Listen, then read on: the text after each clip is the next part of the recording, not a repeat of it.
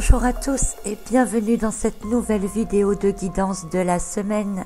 J'espère que vous allez bien et que vous faites chaque jour de votre mieux.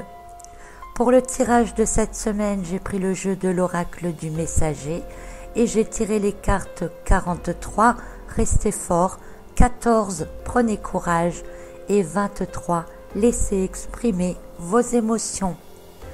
Voyons ce qui va ressortir pour nous comme message au travers de ces lames, mais tout d'abord rappelons que les énergies de cette semaine qui se termine nous proposent d'entrer progressivement vers une phase différente, constructive, guidée par le cœur et les intuitions, une phase dans laquelle nous pourrons davantage exprimer qui nous sommes, ce que nous voulons réaliser, mais aussi ce que nous pouvons transmettre.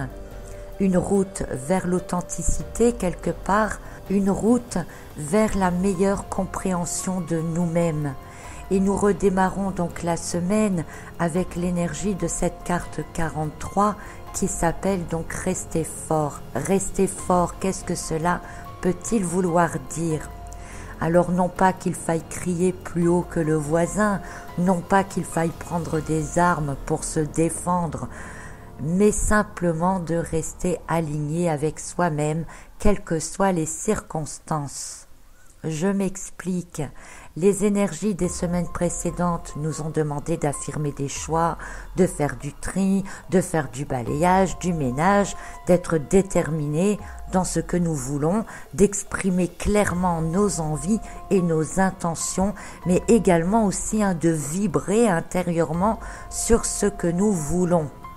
Pour cela, je vous invite, si vous le souhaitez, à relire l'article que j'avais fait sur la loi de l'attraction, sur le fait que imaginer, visualiser ne suffit pas, mais qu'il faut aussi sentir, ressentir et vibrer sur ce que l'on souhaite. Parce qu'il ne s'agit pas effectivement que de décider, mais ressentir. Alors ensuite, comme le veut la loi de l'attraction, nous devons avoir des actions qui vont dans le sens de ce que nous désirons. Je rappelle que rester les bras croisés à vouloir ne sert strictement à rien, on ne va pas revenir là-dessus. Et puis tout doucement, les énergies nous ont emmenés vers ce passage qui nous permettra de réaliser ce que nous voulons. Alors cette carte rester fort, elle nous indique que même si nous sommes absolument déterminés, même s'il y a des synchronicités qui se mettent en place pour nous aider, nous guider sur notre chemin, il y a toujours tout et son contraire. Elle vous présente en fait les règles du jeu de cette nouvelle phase. Oui, vous serez aidés. Oui, vous aurez des moments d'avancement rapide avec de la joie et de l'enthousiasme. Oui, vous pourrez faire ce que vous avez décidé. Mais vous aurez aussi des moments de faiblesse, d'abandon, des difficultés à dépasser, des difficultés extérieures mais aussi intérieures, parce que certains devront vraiment dépasser de gros blocages pour pouvoir faire ce qu'ils ont décidé d'entreprendre. Votre chemin sera donc parsemé de joie, d'optimisme, mais aussi de crainte et de difficultés. Et la règle première de cette carte est que vous ne devez jamais perdre de vue votre demande de départ. Quoi qu'il arrive, vous ne devez pas douter de vous-même. Tout est fait pour tester si vous avez foi en vous, foi en ce que vous demandez, foi en ce que vous exprimez, foi en votre alignement intérieur. Parce qu'il est bon d'apprécier chaque bon moment, chaque réussite, mais si vous perdez foi en vous à la moindre difficulté, eh bien vous n'arriverez pas à vos fins. La première règle du jeu est donc de garder une foi absolue en soi, à chaque instant, à chaque moment, et pas seulement au moment où vous faites vos demandes à l'univers, et là je pense particulièrement à ceux qui pratiquent le chèque d'abondance. C'est pas une fois par mois, c'est tout le temps, chaque seconde. La deuxième règle de cette carte, c'est de comprendre les choses avec intelligence. Oui, vous pouvez vous sentir parfois abattu, démoralisé, sans conviction, mais alors vous dérogez à la règle numéro 1. Bref, mais si des difficultés ou des défaites parcourent votre chemin, ce n'est pas pour que vous restiez abattu. Cette deuxième règle, elle consiste donc à apprendre des erreurs, à apprendre des difficultés, pour en sortir vainqueur, plus grand, plus fort.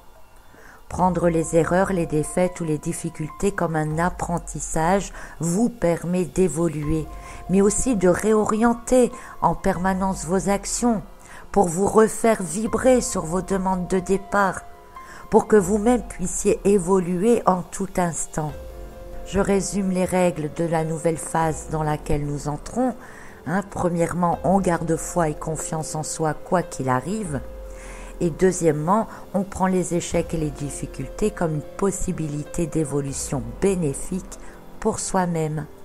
Le résultat, c'est que si l'on a foi en soi et que l'on apprend des échecs, alors on trouve les solutions rapidement et on dépasse toujours l'idée de départ pour aller plus loin. C'est ce qui permet d'avancer. Vous transformez également votre vision des choses en prenant la vie comme un apprentissage permanent, vous permettant de devenir meilleur plutôt que de rester comme victime des aléas et des contretemps de la vie. La deuxième carte de la semaine, c'est celle du lion, une carte très lumineuse qui porte le nombre 14 et qui nous indique de prendre courage. Dans tout ce que nous vivons, tout n'est pas rose, nous ne sommes pas dans un monde de bisounours, là où tout le monde il est beau, tout le monde il est gentil et dans lequel tout va toujours bien. Comme le disait la carte précédente, vous devez être suffisamment sûr de vous.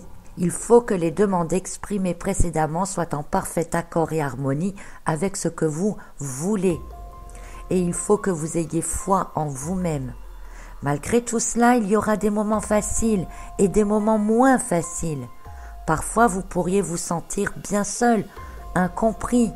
Vous pourriez chercher de l'aide autour de vous et vous n'en trouvez pas ou difficilement. Mais cette lame du lion, elle nous indique qu'avoir foi en soi permet de comprendre que l'on a toutes les ressources en soi. Ça ne sert à rien d'aller chercher à droite et à gauche. Centrez-vous sur vous-même, puisez vos ressources à l'intérieur, connectez-vous à votre foi intime et le courage vous l'aurez, les réponses vous les aurez, les solutions vous les trouverez. Vous serez guidé et conduit vers ce qui doit être. Mais seulement si vous ne perdez pas cette confiance en vous, la foi en ce que vous êtes, en ce que vous faites et en ce que vous pensez. Cette carte, elle vient donc finalement nous rassurer un peu sur les règles que nous impose la première carte, en appuyant sur la notion importante d'alignement intérieur permanent et puissant. Je suis ce que je pense, je suis ce que je fais. Si ce que je fais n'est pas aligné à ce que je pense, c'est que je ne suis pas convaincu du bien fondé de mes demandes et de mes pensées. La troisième carte, elle est aussi dans le sens des explications précédentes. La carte 23, laissez s'exprimer vos émotions et vous allez comprendre qu'elle est ici très importante dans le jeu dans lequel nous entrons.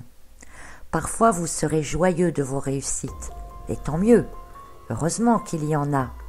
Parfois, vous serez triste de vos défaites, mais tout est ok, parce qu'il faut explorer l'un pour pouvoir ressentir l'autre. Vous ne devez pas vous blâmer de vos échecs, comme je le disais plus haut, ne pas vous démoraliser, ne pas abandonner parce que c'est difficile et que cela vous met mal à l'aise, vous déprime, vous fait partir en arrière. C'est au niveau des ressentis que vous devez agir afin de vous permettre de comprendre chaque chose sous un angle différent et comprendre ce que cela peut vous apprendre pour vous faire grandir et évoluer, pour que vous puissiez rester aligné avec vos choix de départ. Ressentir la vibration en vous de la demande que vous avez faite. Bien sûr, la réaction première est la tristesse, le sentiment d'injustice face à une défaite ou un échec. Et c'est à ce moment précis que finalement vous n'y croyez plus et que vous perdez foi en vous. Mais si vous n'y croyez plus, qui d'autre peut y croire, et encore moins y croire pour vous? Changez vos émotions. On en a déjà parlé dans d'autres messages, rappelez-vous, c'était pas facile du tout à expliquer. Le truc, c'est de ne pas rester bloqué au stade primitif et naturel de ce sentiment d'échec, mais de se dire plutôt « D'accord, c'est difficile, d'accord, j'ai raté. Bon, qu'est-ce que ça m'apprend? Pourquoi j'ai pas réussi? Qu'est-ce que j'aurais pu faire autrement ?» On ne peut pas revenir sur le passé. Maintenant, comment je peux rattraper ça? Parce que votre souhait de départ, lui, il doit toujours être là. Vous devez toujours en être convaincu. Il doit toujours être votre objectif, si c'est vraiment ce que vous souhaitez. Cette attitude montre alors que vous avez vraiment déterminé ce que vous vouliez vraiment faire. Elle montre que vous avez confiance et foi dans ce que vous voulez vraiment faire. Elle montre que vous êtes aligné entre ce que vous faites et ce que vous pensez. Et que même les échecs vous conduisent finalement dans le chemin de ce que vous voulez faire. Vos émotions, en s'exprimant, montrent ce sur quoi vous devez travailler tout simplement. Elles montrent dans quel domaine se trouve la recherche que vous devez effectuer. Vos émotions montrent finalement la direction à prendre, à comprendre pour évoluer. Laissez s'exprimer les émotions et la voie à suivre. Un message important, comme vous pouvez vous en rendre compte cette semaine, qui reprend un peu tout ce que nous avons vu lors des semaines précédentes. Et je vais résumer peut-être comme cela. 1. On a foi et confiance en soi. Et tous nos actes sont alignés et en accord avec ce que nous avons choisi de créer, de réaliser ou de devenir. 2. Si des réussites et des échecs se présentent, ils sont là pour nous faire ressentir des émotions, qu'elles soient donc positives ou plus négatives. Je dis plus négatives parce qu'en fait, elles sont positives quelque part. Et 3, ces émotions ne doivent pas être prises au premier degré. Elles doivent être dépassées, analysées, parce qu'elles nous guident sur ce que nous devons faire, modifier, améliorer ou accentuer, toujours pour pouvoir aller dans l'évolution. Les émotions sont alors la clé de notre évolution et de notre création. Les émotions sont la clé pour réussir à suivre les règles du jeu.